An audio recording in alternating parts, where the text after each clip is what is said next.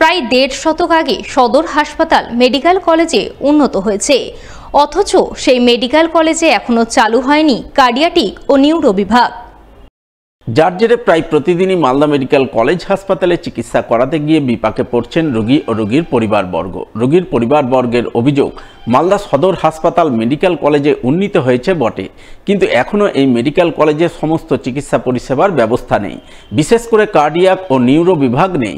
ফলে কেউ কার্ডিয়াক এবং নিউরো রোগে আক্রান্ত হলে তিনি মালদা মেডিকেল কলেজে সঠিক চিকিৎসা পরিষেবা পাচ্ছেন না। মেডিসিন বিভাগের চিকিৎসকরা হৃদরোগে আক্রান্ত রোগীর চিকিৎসা করছেন, একটু বাড়াবাড়ি হলেই রোগীকে কলকাতা রেফার করা হচ্ছে। তাই তারা চান দ্রুত মালদা মেডিকেল কলেজ হাসপাতালে কার্ডিয়াক এবং নিউরো বিভাগ চালু করা হোক। এখানে যেহেতু মালদা একটা আগে পুরনো হসপিটাল ছিল, বর্তমানে একটা মেডিকেল কলেজ হয়েছে এবং সমস্ত মালদাবাসী এই মেডিকেল কলেজের উপর তারা মেডিকেল কলেজের দিকে তাকিয়ে থাকে যে এখানে স্বাস্থ্য ব্যবস্থা ভালো হবে, এখানে গেলে আমরা সমস্ত বিষয়ে রিলিফ পাবো, সুরাহা পাবো, আমাদের স্বাস্থ্যের দিকটা আরও উন্নতি হবে। কিন্তু এখানে এতদিন ধরে মেডিকেল কলেজ চালু হলো, এত বড় বড় বিল্ডিং হলো, অথচ এখানে কার্ডিও নিউরো কোনো বিভাগই ঠিকঠাক চালু হলো না। শুধু মেডিসিন বিভাগের যারা ডাক্তারবাবু আছেন তাদেরকে দিয়ে সমস্ত কাজ করানো হচ্ছে। এখানের অনেক মানুষ, প্রচুর গরিব মানুষ আসে যারা নিউরোর জন্য, হার্টের সমস্যার জন্য এখানে ভুগছে, কিন্তু এখানে এসে তার পরিষেবাই পাচ্ছে না। এখানে নিউরোর কোনো ডাক্তার বা এই পরিষেবা নেই। যারা মেডিসিন বিভাগের ডাক্তার তারা কার্ডিও রুগীর, হার্টের রুগীর চিকিৎসা করছে। ফলে কি হচ্ছে, এইভাবে কিন্তু পরিষেবা বেহাল দশায় চলছে মালদা মেডিকেল কলেজে। তো আমাদের দীর্ঘদিনের দাবিতে আমাদের দাবি থাকছে এখানে অবিলম্বেই যে এই ট্রমা কেয়ার ইউনিটে আপনাদের নিউরো এবং এই কেয়ারগুলো নতুনভাবে চালু করা হোক, কলকাতা থেকে ডাক্তারদেরকে পাঠানো হোক, নতুনভাবে এই পরিষেবা চালানো হোক। এই বিষয়ে মালদা মেডিকেল কলেজের অধ্যক্ষ ডক্টর পার্থপ্রতিম মুখোপাধ্যায়কে ধরা হলে তিনি বলেন, ইতিমধ্যেই কার্ডিয়াক বিভাগ খোলার জন্য রাজ্য স্বাস্থ্য দপ্তরে আবেদন জানানো হয়েছে, সেই সঙ্গে ক্যাথ ল্যাব খোলার আবেদন জানানো হয়েছে। আশা করছেন আগামী দিনে দ্রুত সেই আবেদনে সাড়া মিলবে। কার্ডিওলজি বিভাগ এবং ক্যাথ ল্যাব খোলার বিষয়ে আবেদন পাঠিয়েছি এবং এটা একটা চলছে, প্রজেক্ট চলছে, এটা হওয়ার সম্ভাবনা আছে, সেটা পাঠানো আছে, কাগজ ফাইল পাঠানো আছে, ঊর্ধ্বতন কর্তৃপক্ষের সঙ্গে যোগাযোগ রাখছি বিষয়ে।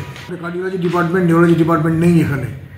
আমরা এই দুটো ডিপার্টমেন্ট, কার্ডিওলজি ডিপার্টমেন্ট এবং ক্যাথ ল্যাব অ্যাসোসিয়েটেড, এই দুটো খোলার ব্যাপারে আমরা ফাইল পাঠিয়েছি, আবেদন। যা প্রক্রিয়াগুলো আমরা শুরু করেছি, প্রক্রিয়া অনেকটা এগিয়েছে, যা প্রক্রিয়া আমরা করেছি, এবার ঊর্ধ্বতন কর্তৃপক্ষের তরফ থেকে ওনারা ব্যাপারটা দেখবেন। চলতি বছরে মালদার জাতীয় লোক আদালতের আসর বসতে চলেছে আগামী ৮ই মার্চ। তাই এই বিষয়ে সাধারণ মানুষকে সচেতন করতে আগাম উদ্যোগ গ্রহণ করল রাজ্য আইনি পরিষেবা কর্তৃপক্ষ। যার অঙ্গ হিসাবে মালদা জেলা আইনি পরিষেবা কর্তৃপক্ষের উদ্যোগে শুক্রবার সচেতনতামূলক প্রচারাভিযানের ছবি নজরে এলো মালদা জেলা আদালত চত্বরে। উপস্থিত ছিলেন মালদা জেলা আদালতের বিচারক শুভায়ু ব্যানার্জি, জেলা আইনি পরিষেবা কর্তৃপক্ষের সচিব প্রিয়াঙ্কা বোস সহ অন্যান্যরা। তারা সকলে মিলে সাধারণ মানুষজনকে জাতীয় লোক আদালত কি, কিভাবে এই লোক আদালতে বিভিন্ন দেওয়ানি ও ফৌজদারি সহ নানান ধরনের মামলার দ্রুত নিষ্পত্তি করা হয়, এই সমস্ত নানান বিষয়ে সচেতন করা হয়। এবং আগামী ৮ই মার্চ মালদায় অনুষ্ঠিত হতে চলা জাতীয় লোক আদালতে মামলাকারীদের অংশগ্রহণের আবেদন জানান তারা। আমরা আশা করব এই যে লোক আদালত যেটি আছে আগামী ৮ই মার্চ, বারে আপনাদের বলছি ৮ই মার্চ ২০২৫, অর্থাৎ আগামী শনিবার, কালকে শনিবার ঠিক পরে শনিবার, সেই দিনকে এখানে লোক আদালত অনুষ্ঠিত হবে এবং প্রত্যেকটি মহকুমা, সারা ভারতবর্ষ জুড়ে প্রত্যেকটি জেলা সদর এবং প্রত্যেকটি মহকুমা সর্বত্র এটি অনুষ্ঠিত হবে। আমরাও সেই সারা ভারতবর্ষব্যাপী যে লোক আদালত অনুষ্ঠিত হতে চলেছে, আমরাও সেই লোক আদালত, অর্থাৎ এটি মনে করবেন যে এটি একটি অভিযান। আমরা জানি প্রত্যেকটি আদালতে মামলার পাহাড় জমছে, মামলার পাহাড় হয়ে আছে। আমরা সর্বতভাবে প্রচেষ্টা চালাচ্ছি সেই মামলার ভার কমানোর জন্য।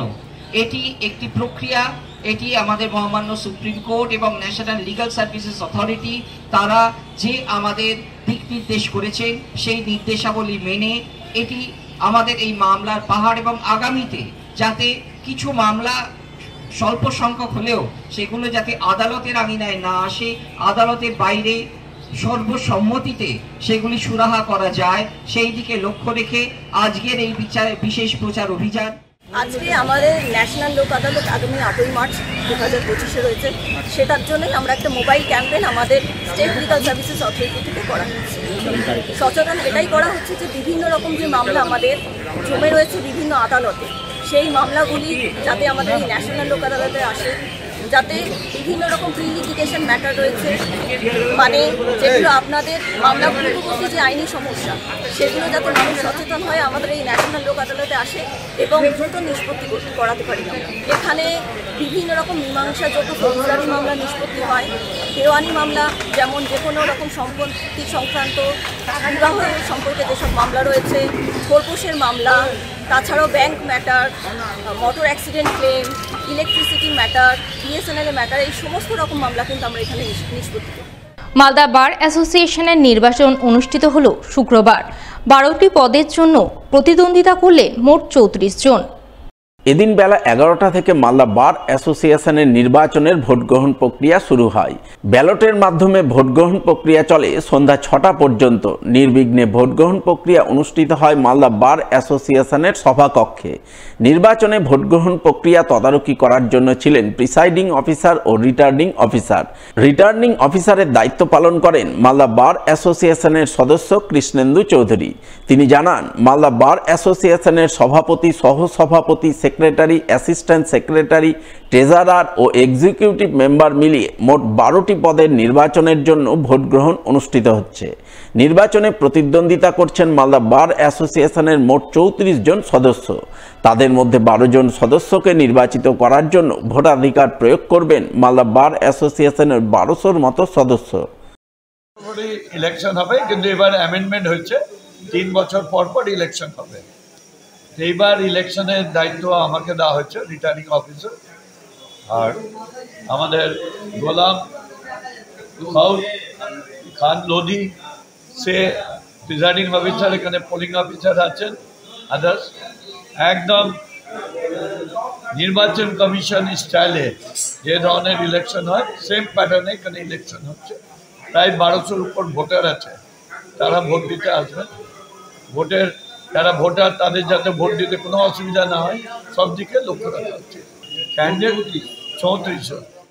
সীমান্ত এলাকার গ্রামবাসী সহ স্কুল ছাত্রছাত্রীদের সঙ্গে সুসম্পর্ক স্থাপনে বিশেষ উদ্যোগ গ্রহণ করল বিএসএফ। বিএসএফের 12 নম্বর ব্যাটালিয়নের পক্ষ থেকে সিভিক অ্যাকশন প্রোগ্রাম শুরু করল শুক্রবার। এদিন এই সিভিক অ্যাকশন প্রোগ্রামের আয়োজন চোখে পড়ল মালদার হবিবপুর ব্লকের ঋষিপুর হাই স্কুলে। উপস্থিত ছিলেন বিএসএফের 12 নম্বর ব্যাটালিয়নের কমান্ড্যান্ট প্রেম কুমার, ঋষিপুর গ্রাম পঞ্চায়েতের প্রধান শান্তি শিকদার সহ আরও অনেকেই। এদিন সিভিক অ্যাকশন প্রোগ্রামকে কেন্দ্র করে প্রথমে স্কুল ছাত্রছাত্রীরা নানান দেশাত্মবোধক অনুষ্ঠান পরিবেশন করেন। অনুষ্ঠান শেষে বিএসএফের পক্ষ থেকে স্কুল ছাত্রছাত্রীদের মধ্যে নানান খেলার সামগ্রী বিতরণ করা হয়, যা পেয়ে খুশিতে উৎফুল্ল হয়ে ওঠে স্কুল ছাত্রছাত্রীরা। আজকে আমাদের স্কুলে একটা অনুষ্ঠান ছিল, সেই অনুষ্ঠানে বিএসএফ অফিসার স্যাররা এসেছেন। তারা আমাদের নাটক দেখেছেন এবং নাটকের মধ্যে আমরা কী কী দেখাচ্ছি সেইগুলো বুঝেছেন এবং সেই জন্য আমাদেরকে একটা সার্টিফিকেট দিয়েছেন। কেমন লাগছে? আজকে আমার খুবই আনন্দ হচ্ছে এবং আমাদের মানে যারা ভর্তি ছিল সবারই আজকে আনন্দ হচ্ছে। ये जो प्रोग्राम है ये बीएसएफ का सिविक एक्शन प्रोग्राम के अंतर्गत में आता है। आज 12 बटालियन बीएसएफ अपना सिविक एक्शन प्रोग्राम कर रही है ऋषिपुर हाई स्कूल के अंदर। हमारी बीओपी मनसा माता है, उसके अंडर में ये स्कूल आता है। ये बच्चों के लिए है, खेल का सामान है, जैसे क्रिकेट का सामान इसमें है, बैडमिंटन है, वॉलीबॉल है, फुटबॉल है और इसके अलावा और भी कई गेम हैं जो बच्चे स्पोर्ट्स के अंदर रुचि रखते हैं और आगे बढ़ना चाहते हैं। ये बेसिकली उनके स्पोर्ट के लिए ये सामान हमने इनको वितरित किया।